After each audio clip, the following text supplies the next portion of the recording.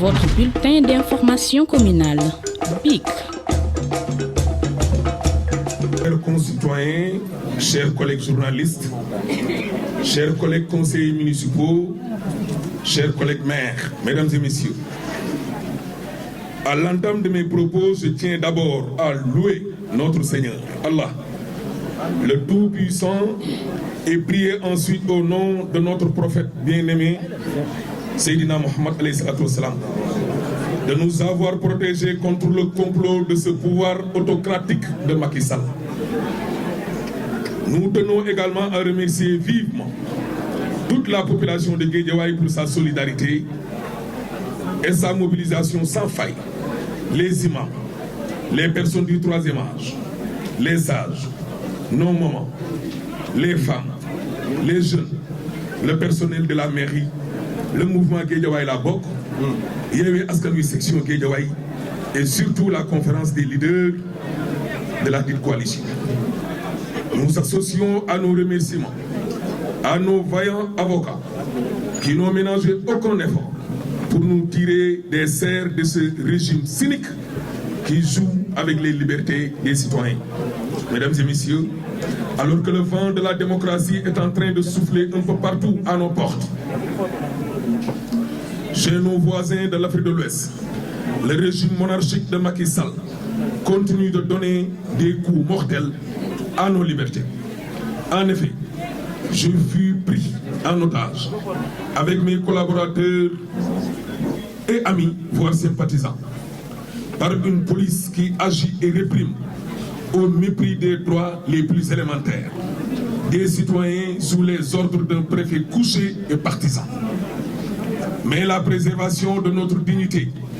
et la volonté de conserver à tout prix nos libertés ne se négocient point et ne sont en rien entamées ni émoussées, car nous préférons être embassiers pour le respect de nos droits que de vivre libres dans la gourtise. Mesdames et messieurs, chers collègues journalistes, chers concitoyens guédiawayois,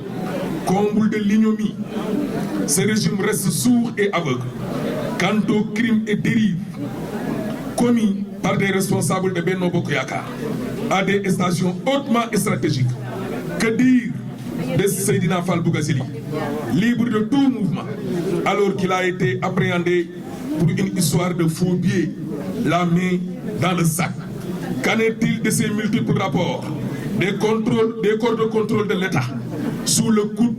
du président Macky Sall et qui ont toujours épinglé des cadres de ce régime qui vaquent encore à leur occupation, au nez et à la barre d'une justice bâillonnée et au bas? Aussi faut-il rappeler à l'attention des Sénégalais les scandales à profusion qui prouvent à merveille la malgouvernance chronique qui caractérise la gestion de nos ressources naturelles par un conglomérat de prédateurs qui sucent le sang du citoyen sous la bénédiction de Macky Sall, mais sous le gaz de Kotereche. Aujourd'hui, plus que jamais, nous sommes déterminés, nous de Yewwi, à faire face à ce régime liberticide qui instrumentalise la justice pour briser les opposants en se servant de forces de défense, de sécurité, dont les méthodes sont dignes de celles de la Gestapo salazariste. L'intimidation ne passera pas. Sous ce rapport, nous continuerons à nous mobiliser pour le triomphe de la démocratie et le respect de la Constitution qui fait l'objet de violations flagrantes et récurrentes par le régime dont le dessein est de restreindre nos libertés afin d'imposer le troisième mandat illégitime et illégal. Mes filles, troisième mandat de Kofi Tere. Mais cette forfaiture ne saurait passer car le Sénégal n'est pas une monarchie ni un royaume. Pour terminer, nous remercions une frange de la police. Je pèse bien mes mots. Je dis une frange, une partie de la police qui se veut toujours républicaine. Nous remercions aussi l'administration pénitentiaire pour sa courtoisie et son professionnalisme. Un coucou aux détenus de la MAC de Sébikotane. Sous le gaz de Kotereche, te 3e mandat dañ ko fi tere vive la Yewwi Askan Wi vive Guédiawaye laa bokk vive Guédiawaye et vive le Sénégal. asalaamaaleykum mbokk yi toog tey di waa Guédiawaye ma nuyu tamit samay collègues ndax ñëpp xam nañ ne politique du métier ñii tiim ma foofu laa bokk. samay collègues journalistes maa ngi leen nuyu itam samay collègues conseillers municipaux yi fi toog tey ville bu Guédiawaye nuyu itam samay collègues maire nuyu nag ñi nga xam ne ñoom ñoo fi toog yëpp fi may dooree nag mbir mi mooy sant yàlla subhaanahu wa taala ñu ngi koy sant di ko gërëm bu wér julli ci yonentam bu tedd bii di alayhi salaatu wasalaam ñi nga xam ne bokk ñoom diine itam di suñ mbokk chrétien yi ñu ngi leen di sant di leen gërëm bu wér gis nañu kon taxawaay bi ñi nga xam ne nag ñoo ñu jàppale suturaal ñu génnee ñu ci complot bu bon bi nga xam ne Macky Sall ak njabootam loolu lañ ñu doon waajal ak di ñu ko yéeneel waaye yegg si woon ma yëkkatiwaat kaddu gërëm nag waa Guédiawaye ginnaaw waajur yi gërëm waa Guédiawaye gépp ci mobilisation bi nga xam ne def nañ ko keroog bi ñu arrêté ba ñuy dugal ci biir kaso bi te bàyyiwuñu muy imaam yi muy mag ñi muy sage muy suñ yaay muy soxna yi muy jeunes yi ak personnelu mairie bi waa mouvement Guédiawaye laa bokk waa Yewwi Askan Wi Guédiawaye ak la conférence des leaders nga xam ne Khalifa Ababacar Sall moom moo ko jiite ñu sant ñëpp gërëm ñëpp te nag ngërëm loolu it ñu boole waale ci nag ñi nga xam ne ñoom ñooy suñuy avocat pôle boobu nga xam ne maître Bamba Cissé moo ko jiite ak maître Mouhamadou Moustapha Dieng ak maître Sidi Diagne ak maître Thioy ñoom ñooñu nga xam ne ñoo ko jiite génnee ñu ci jahanama safara soo xam ne moom la ñu Macky Sall ak waa këram yéene woon te yàlla ji ne leen du ca dal lañ jàpp ne nag loolu lañ def di infraction ba tax ñu jàppoon ñu wax naa ko juge bi yàlla dogal na comme que ñun moom dañ doon ragale nekk ci biir génn ñu naan ñu bañ nekkee police dañ fa nekkoon ñu yàgg bind na ñetti yoon ñu ngi may seetaan ma ne ko rectifier waxuma lii waxu dindi lii laa wax ak lii bul tëb dara ci li ma wax parce que ñun dañoo seetlu saa yu gaa yi génnee rek ñu naan non dégg naa fa la nekkoon di onk di baaluwuñu te bu ma génnee dinaa doxaat ba ma demee ca kaso ba ñama fa fekk ma wax leen ko ba ñëwee tribunal démb taxaw ci kanamu juge bi ma ne ko yaa ngi nii procureur ngi nii bàyyi ngeen ma léegi dox naa léegi su may dem mairie ba di dox ma jógee tey sama kër dox ñëwaat fii su may ñëwaat suba mercredi damay doxaat ñu xool la xam dox dañ koy tere ci mim réew mairie bii nag li ma wax juge bi laay wax Macky Sall yàlla dogal na li muy dogal ba pare mairie yi muy nangu bii du ci bokk bii dañ koo xeex 7 ans 7 ans la ñu daw ci mbeddu Guédiawaye suñu alal fekkewu ko suñu njaboot fekkewu ko ñu rey suñ bopp parce que y avait un intrus nit koo xam ne daf ñoo rax dëkku fi dëkkaanu fi borox ba jël suñu maire bi toog fi 2014 le 1er mars 2015 ma ànd ak sama juróom-benni xarit suñ ñaari yaay suñ benn jigéen ak maag Omar Ndiaye ñu ne kii na fi jóge ñu daal di départ 7 ans de combat mairie bi caaxaan mayuñu ko nelaw mayuñu ko yelawaan mayuñu ko te kenn pare na wuñu ñoo ko xeex ci suñu coalition bi di Yewwi Askan Wi Macky Sall mairie yi muy mayee ba tax mu leen di woo di leen baab pour ñu ñëw transhumé bii bokku ci bii moom na ko leer ne moom bu dee moom la yaakaar a reeree day fande mairie Guédiawaye bii du mës a dugg ci mairie yi fax te ñun nag fi ñu bokk dañ ko xam Guédiawaye duñ fi bàyyi rakkam ji nekk ab milliardaire bàyyi fi ay ministre bàyyi fi ay directeur yow Ahmed yoroolu suukar màdd nekk simple journaliste ñu jël la nga rawee ko presque juróom-benn junni ci ay voix ñu lay woo naan la ay ñëwal nga jël lii ak lii te nga war waa Guédiawaye loolu dee sax moo ñu ko gënal yow nga def lu ne lii lancement la mais yii di ñëw yeneen yi la ñuy wax yow baab bu ne nga baab ko affaire yi dëgër nga ne xaaral ma jëm ko xoxatal moom sax xam na ma sax Macky sax xam na ma mais ñeneen ñi ñoom ñoo ma xamul mais moom xam na ma parce que ñoo nekk noonu PDS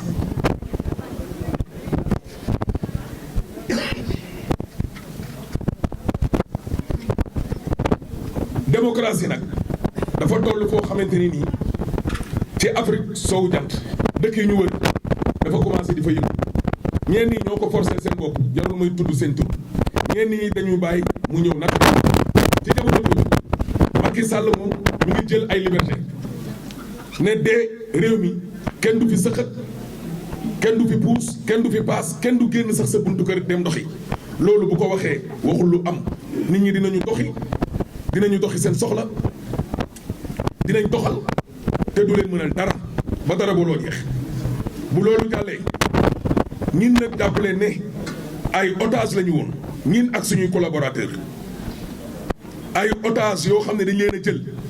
boole leen nag benn ci police su Sénégal waxuñ ne police su Sénégal bi yëpp a bon mais benn ci police su Sénégal boo xam ne tudd nañ turam démb ci kanamu tribunal bi te dinañu ko tuddaat bu dee dañ koy yónni nag na waajaat te tey waroon nañoo kar ba ma ñëwee ba marché fii mi moom commandant bi waroon naa génnaat kar ñu suñu karoon tey kon dina xam ne lépp dëgg la te buñ génnee fii nañu karaat mu xool ba xam dana demee comme ni mu demee woon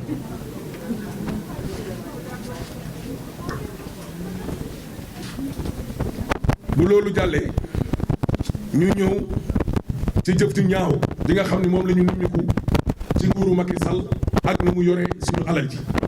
Macky Sall njabootam gi ñu bëree bëri def nañ fi ay tojaange yu raw fuuf di manifester dañ leen a bàyyi ñuy doxi seeni soxla kenn ci samay dëkkandoo laay tudd fii muy Seyna Fall Bougazelli loxo ci poos jàpp ko mu naan gendarme yi kaay leen ñu arrangé ko loolu rek corruption la mu daw gendarme yi di bayal ak moom tey suba ginnaaw suba parce que Macky Sall la àndal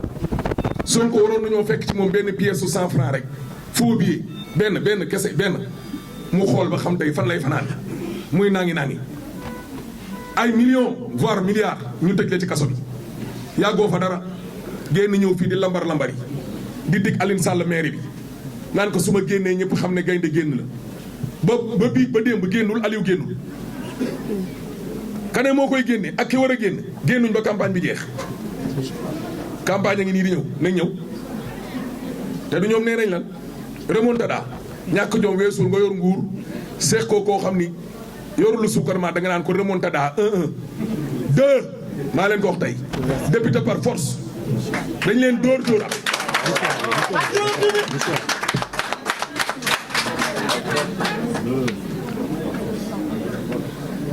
nañu mobiliser alalu askan wi yëpp ku leen jox jël leen li ma leen waxoon ci élection locale yi lekk leen ba suur naan leen ba màndi su bis ba jotee rek ngeen defaat lu rafet jël leen seen doom yi yeewoo ak yéen fal leen moo gën ngeen topp leen seen alal lañ yor bu ñu leen ko joxee lekk leen ba suur boo leen duggee ci mbañ gàcce gi rek karawaase waat leen mais waxoon naa leen lu leer lu mel ni midi dañ leen di gañe fii conférence des leaders dañoo toog ñoom Sonko ñëpp toog ma ne leen lijjanti leen yeneen 45 départements yi Guédiawaye demee na côté maire par force dañuy gañe neex na xari député yi na woon foon boo ñu làmbi feneen les corps de contrôle de l'État ñaata ay ARMP of nag gu jege gii rek barki dee mboo njaay kese wax fi ay doomu aadama ñëw leen ngeen def déclaration de patrimoine képp ku ñu dénk un budget de plus de 1 milliard wala égal à 1 milliard da nga war a dem defi déclaration de patrimoine dem leen ngeen ñëw wax nit ñi li ngeen yor lan la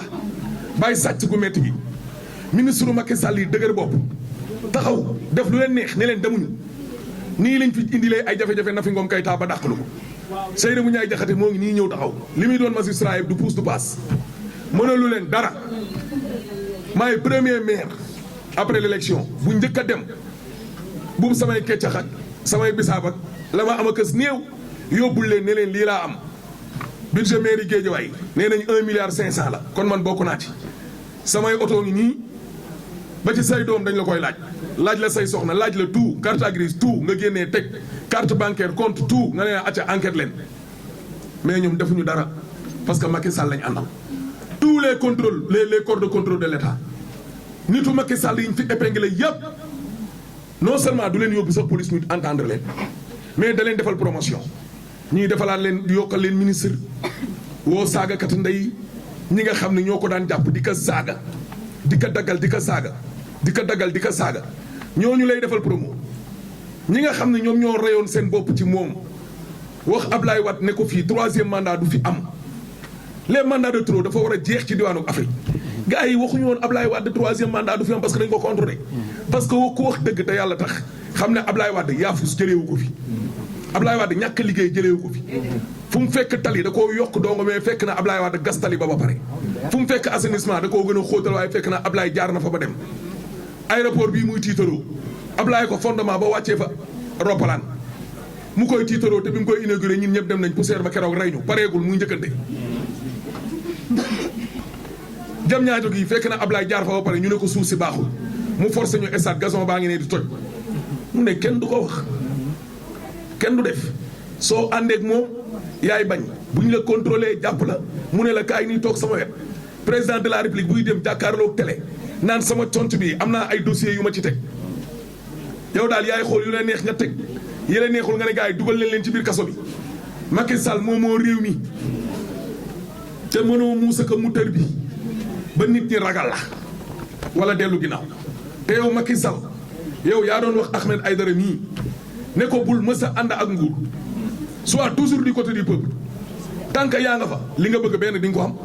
nit ñi dàqoo leen jàng ëppoo leen diplôme jiituwoo leen ci métier mi mais saa bu sondage génnee nga jël bi xam nga lu ko waral parce que sibooru woo benn nguur kon du ma ñëw ba fii tey yow Macky ma lay sibooru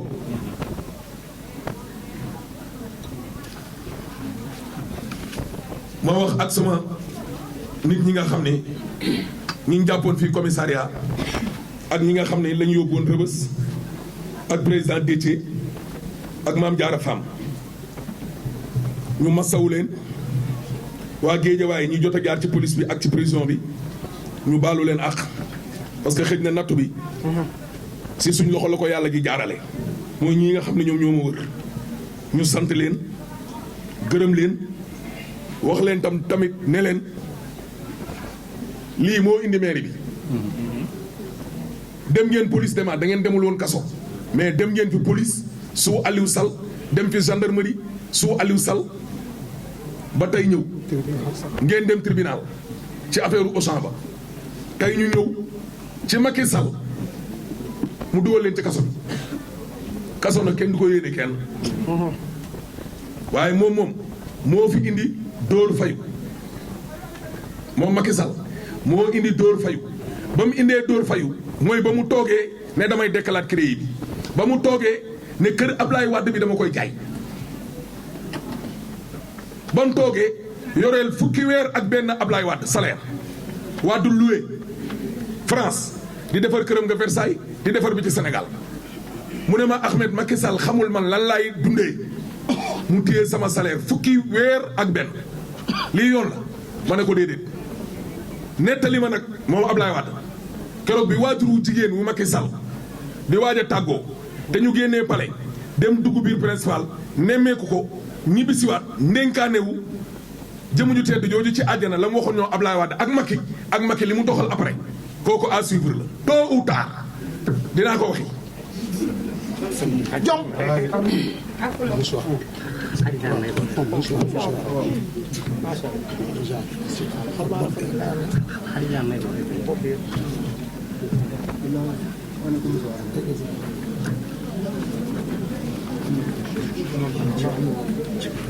ñu dem France jël Ablaye Wade émission ñu bisi Sénégal ñu ñuy supplier son ministre de l'intérieur d'alors Abdoulaye Daouda Diallo dimbali leen ñu teg pression lii ak lii ak lii ak lii ak lii ak lii balaa adduna di tukki ngeen di saraxu nit ñi toog tey yaakaar ne nguur gi day tax nit ñi gaayen tiit wala ragal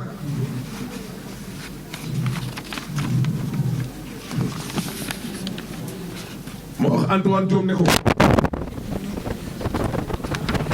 candidat la monsieur le ministre candidat la député candidat la député man maay tête de liste Yewwi Guédiawaye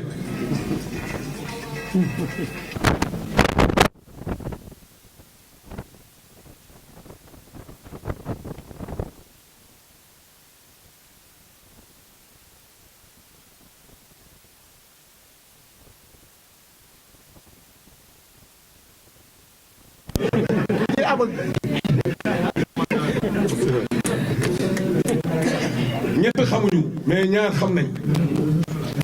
ñett xamuñu mais ñaar xam nañ.